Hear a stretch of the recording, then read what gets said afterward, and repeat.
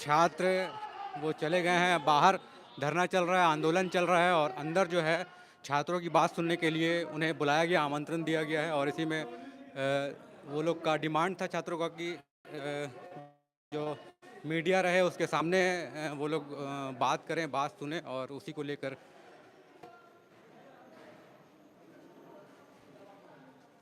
जो बात होगी वो सब सामने में रह के बात करना चाहते हैं। तो देख सकते हैं कार्यालय के अंदर सब छात्र जितने हैं वो लोग बस लगभग जा ही रहे हैं और उनका छात्रों का डिमांड था कि वो साख जो पेश करेंगे जांच टीम के साथ वो सामने में पेश करेंगे और इसीलिए वो लोग चाह रहे थे कि साउंड नहीं आ रहा है।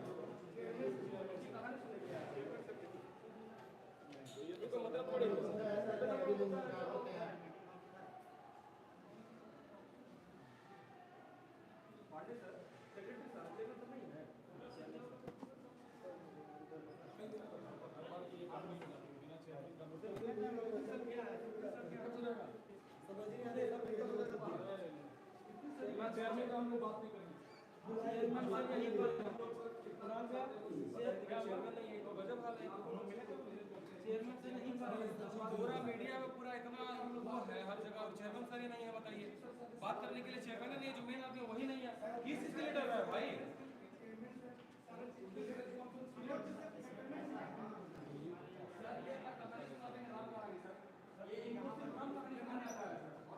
कम साउंड आ रहा है, साउंड कैसे आएगा?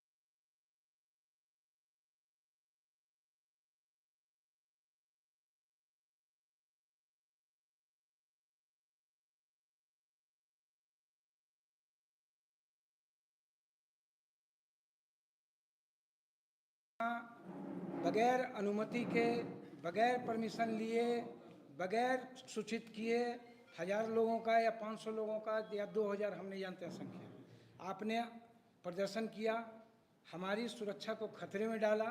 अलग बात है हमारे सभी, उसके लिए हम आपको भी श्रेय देते हैं कि बीच में नहीं टोकिएगा भाई, बोल दे रहे हैं, या तो आप बोलिएगा या तो हमको बोलिए, हम एक एक बात सुनेंगे।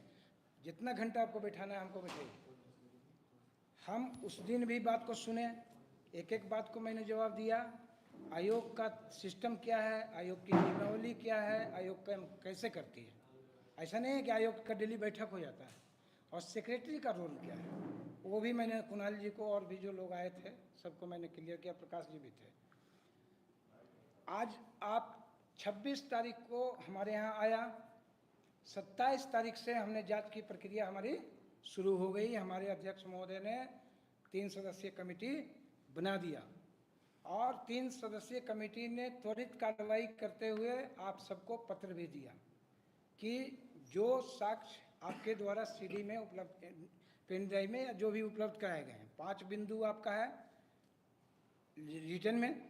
पहला कि एक व्यक्ति को, एक लड़के को इससे उससे कहते हुए सुना गया, उसका हमारे पास कोई साक्ष्य नहीं है। दूसरा आपका था बेड़ो का स्कूल का, कि क्वेश्चन पेपर सेकेंड सिटिंग का फर्स्ट सिटिंग में खुल गया।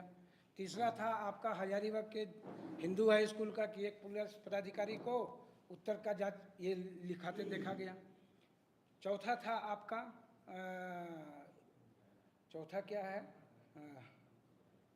एक पॉइंट है आपका वो, हाँ, रिपीटेशन ऑफ क्वेश्चंस, इस साल के इतने क्वेश्चन, इस साल के इतने क्वेश्चन, इस साल के इतने क्वेश्चन।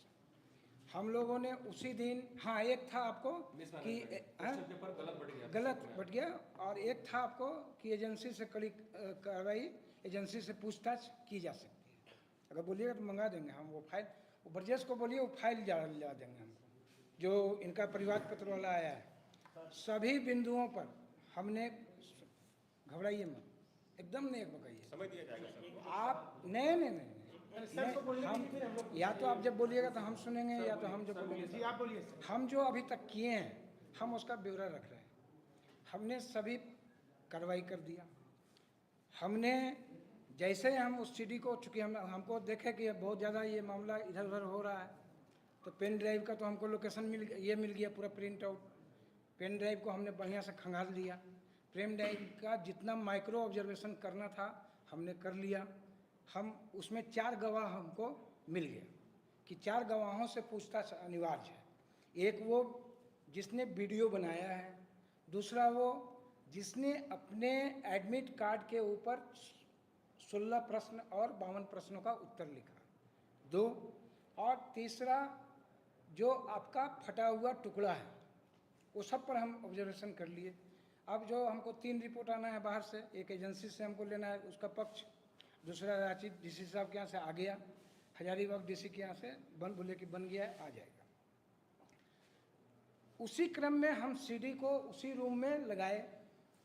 हमारा ऑपरेटर बोला ये सर 702 MB पर शुरू होता है, उसी समय 702 MB पर ख़त्म हो जाता है। मैंने तुरंत देन एंड देयर कुणाल जी को फ़ोन किया कि भाई ये सीडी खाली है क्या, ये सीडी आपने क्या कहते हैं उसको राइट करवाया था? तो इन्होंने कहा कि नहीं सर, इसको लगता है जल गया होगा या बंट हो गया होगा, इसको एक लड़के ने दिया था, हमने वैसे ही आपको भेज दिया। तो आपने जब सीडी बनाई ही नहीं, सीडी में आपने देखा ही नहीं कि क्या है, और सीडी को राइट करवाया ही नहीं आपने सामने में, साक्ष्य के रूप में संलग्न कैसे कर दिया? लेकिन सर वो सीडी का जो साक्ष्य है वो सर हम आपको अभी फिर भी हम बोले कि कुणाल भाई हमको पेन ड्राइव के रूप में या फिर से सीडी के, अच्छा मान लीजिए बंटे हो गया, या आपका आरोप हो सकता है कि हम कर दिए होंगे, ये नहीं हो सकता है। आपके पास साक्ष्य अभी दे दीजिए। एक बात। दूसरी बात कि 26 तारीख से ये प्रक्रिया चालू हुई है, 22 तारीख को एग्जामिनेशन खत्म हुआ, 22 तारीख को 1:30 बजे से इंटरनेट चालू हो गया। क्लियर? 22 तारीख से आपको हमारे पास पहुंचने में 22, 23, 24, 25, 26 5 दिन लग गए, और 26, 27, 28, 29, 30 उसी समय हमने दिया कि 30 तारीख को आपको उपस्थित होना है मूल मूल साक्ष्यों के साथ। मूल मतलब कि चूंकि आपका जो सोर्स ऑफ इंफॉर्मेशन है वो ट्रांसफर्ड है, कि कहीं से आपने ट्रांसफर किया पेन ड्राइव में, दे दे नहीं तो अरे हाँ लिख लीजिए, लीजिए पेन ड्राइव में आपने कहीं से ट्रांसफ़र किया होगा, तो जब तक वो मोबाइल या जहाँ से वो ट्रांसफ़र आपने किया, जब तक वो स्रोत हमको नहीं देंगे। बिल्कुल आपको सर एक कुणाल, हम अपनी बात सारा सही बात सही है। हम दिखाने के लिए हम नहीं बोल रहे हैं, उसका हम एक्सपर्ट भी नहीं है, पहले भी बोल चुके हैं कि उसका एक्सपर्ट हम नहीं है। उसका जब भी जांच करेगा तो वो एजेंसी कोई जांच करेगा या कोई जो सक्षम पदाधिकारी होंगे वो जांच करेंगे। उसी क्रम में हमने पत्र भी लिखा आपको, ठीक है, कि भाई 30 तारीख को आइए। तो आप सोच के देखिए कि 5 दिन भी नहीं बीता है और ये एक इतना बड़ा निर्णय, हम मान लिए कि तमाम साक्ष्य आपके सही है, लेकिन क्या जो एफआईआर कराता है और जो पुलिस आईओ बनता है और जो डीएसपी सुपरविजन करते हैं और जो एसपी सेकेंड सुपरविजन करते हैं वही जजमेंट भी देते हैं क्या? वो कोर्ट में मैटर नहीं जाता है क्या?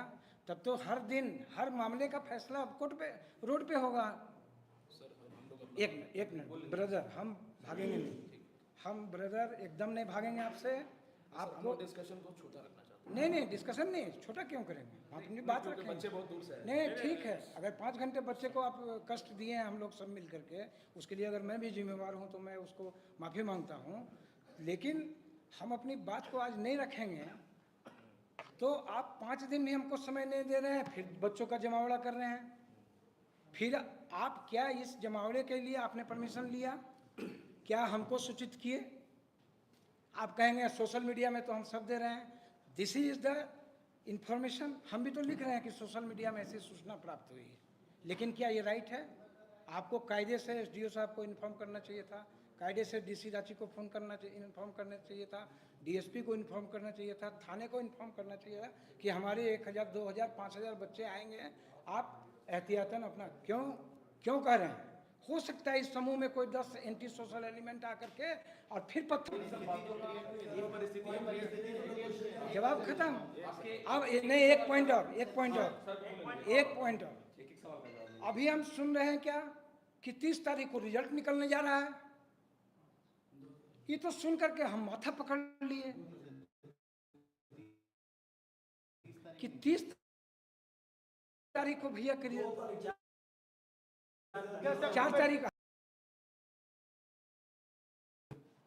क्लियर सब लोग। बहुत परीक्षा का रिजल्ट आया होगा, आया कि जिस एग्जाम में 3 लाख बच्चे बैठे हों, जिसके 18 लाख आंसर शीट हों, ओएमआर हों, उसका 22 और 10, 12 दिन में रिजल्ट आ सकता है क्या? सोच के बताइए, हाँ या नहीं? कम से कम सुन लीजिए, 22 तारीख को एग्जाम हुआ, हम आंसर की कब पब्लिश किए? 26 के रात में, 26 के रात में पब्लिश किए। 6 दिन हम देंगे कम से कम उसको ऑब्जेक्शन के लिए। उस जो बच्चा ऑब्जेक्शन देगा, जैसे कल तक 800 करीब ऑब्जेक्शन आ चुका था, वो जितना भी ऑब्जेक्शन आएगा, 2000 आएगा, 5000 आएगा, वो ऑब्जेक्शन जितना भी आएगा वो एक्सपर्ट कमेटी को वो एजेंसी भेजेगी। वो एक्सपर्ट कमेटी अलग अलग सब्जेक्ट का होगा। मान लीजिए जैसे हिंदी में आउट ऑफ सिलेबस है question, out of syllabus question 10 तो हमको खुद ही पता है कि आउट ऑफ सिलेबस है, ये हमको लग रहा है। क्यों? क्योंकि हम हिंदी के लिटरेचर के यूपीएससी और बीपीएससी के विद्यार्थी रहे हैं। तो जब वो एक्सपर्ट कमेटी सब सब्जेक्ट का, कितने सब्जेक्ट हैं? 15, 2, 17, 1, 18, 19 सब्जेक्ट का एक्सपर्ट कमेटी का ओपिनियन आते आते कम से कम 8 से 10 दिन लगेगा। जब वो ओपिनियन आएगा तब फिर फाइनल आंसर कीजिएगा 4 दिन के बाद। आप समय को जोड़ते जाइए। फिर उसके बाद जब वो फाइनल एक्सपर्ट आंसर किया जाएगा, तब वो हमसे सीएमएल के लिए गाइडलाइन मांगेगा कि सीएमएल का गाइडलाइन क्या होगा, रिजर्वेशन पॉलिसी क्या होगी। हैं?